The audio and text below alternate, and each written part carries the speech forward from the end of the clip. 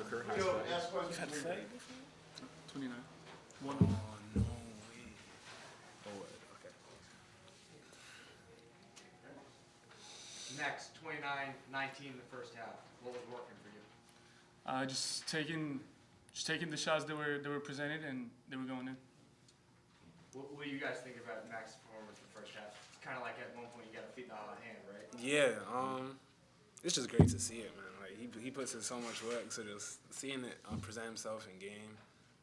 Like we all hear these sort of things on social media where they're worried about his scoring, but Max does so much more than just score for us this year. He's been amazing. So seeing him being able to score and do everything, all the other little things, is big for our team. He's so efficient. Like you look up and you're like, damn, Max cooking. So like, you really just go keep feeding him. Yeah. Max, did you know that you were one away from your career high? Yeah, I did. Something But I should have hit the free throws. Like I've been missing free throws. Yeah. Luke, you got 20 minutes tonight. What was working for you, kind of helping you stay on the floor? I think it was defense. I feel like I was, doing the defensive coverages really well, playing like with a lot of pressure. Like, I feel like blocking shots is one of my, like strengths. So I feel like, protecting the rim helps us, keep a good lead, and like it was kind of like our safety net, I guess. And then it translated into offense. So I feel like it was just something I could do to help the team. Win. And then how are you looking to continue that success into next Monday? I mean, we're all gonna just keep playing hard, I would say, in practice every day.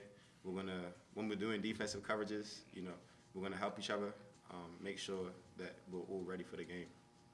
The two of you have been looking at past. You've seen his ups and his downs, and you've seen how much the Richmond community is behind him. How fun was it for you guys to finally see him break out like that and have 14 points? Nah, it was great. We saw it last year when we played Penn State. He had like 25 or something like that. So we all know what he's capable of. He's very talented. So it's just a matter of just him being consistent and just carrying it over. Not only that, but just the effort every single day you practice and translate it to the game. Michael, how would you describe the difference between the first half and the second half of this game? First half, the other team, Georgia Southern, they kind of had the hot hand, I guess, the first, 5 minutes. But the positive with our team is that our bench is able to kind of be a spark plug and help the stars when they're finding difficulties. So I feel like that was really the main focus points, is the bench being able to help the stars, when they're not feeling it. And again, just, defensively, just getting the stops that we needed, one at a time. And we were able to extend that lead going into the second half. And then, second half, we kept the same defensive identity, and offense was on the up. So, yeah. Michael and Max, I think you guys are top 10 in the country in block shots per game. What does it do for y'all schematically, defensively, when you've got Furman and Luke back there protecting the rim like they are right now? It just gives us more comfort, I would say, or something like that. Like just in case you obviously don't want to get blown by in the one-on-one situation, but if you do, you always know that there's a second guy in the paint that's gonna have your back, and Luke and Furman have been doing an amazing job. And I didn't even know we were top 10, but amazing. That's an amazing number. So, that's big time for us. And then there was a certain point there, Max, where it was Brandon bringing the ball down the court instead of you. How are you able to rely on these younger guys as the game goes on? I mean, you just gotta. We're all basketball players, Like we work. He works on dribbling every day, so we all work on the same stuff. And I was a freshman at some point, so I know how that feels. Like I felt like I could bring the ball up, even though like maybe seniors or just guys that been there before didn't have like as much trust in it. But we all work on the same stuff, and we all been playing basketball for a long time, even if it's high school or whatever we played before. So it's just it's just basketball. I think Phil drew 2 offensive fouls today. Obviously, the second one resulted in the flagrant and the ejection.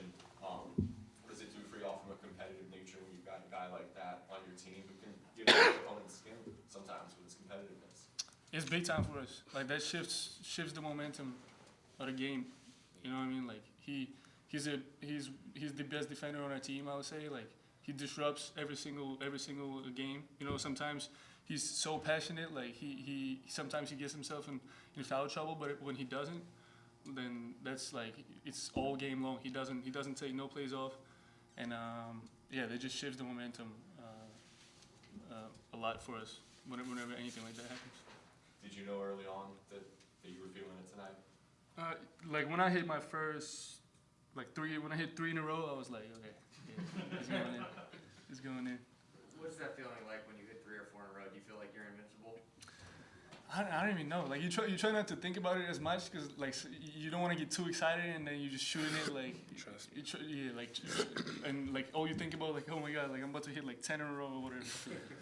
So you just gotta stay level-headed throughout the game and still just make the right basketball play, and then the shots will come eventually. How hard has it been for you to keep up the same pace on offense while still being the impact player on defense more so this year? It was a little adjustment in the summer, but we did way more conditioning this offseason than we did last year. So yeah, I feel like I've been feeling really good doing it. Michael, you checked in and it felt like you had 4 free throws immediately. You finished 5 of 6. The team 34 free throw attempts. How much was that emphasized coming into this game here that you wanted to get to the free throw line? I mean, I think it started with the scout. You know, our coaches do a great job with giving us a scout and a reliable scout, and we need that. They weren't really the best transition defensive team, and you know our strength is offensive transition, and we all have players that can go downhill one-on-one, myself included, obviously. So I mean, every time I get the defensive rebound, I just try to be aggressive. I just know like people my size, there's not many people that can move at my size downhill like that. So I just know that every time I get the ball in transition, just to be aggressive, and you know you have to foul me at that point. And it's the same for all of us. You know, we're all aggressive, we're all talented. We all can break down our guys in transition schemes. So I think that helps the team. Anything else for the players? Nice one. Appreciate you, guys. Thank you guys.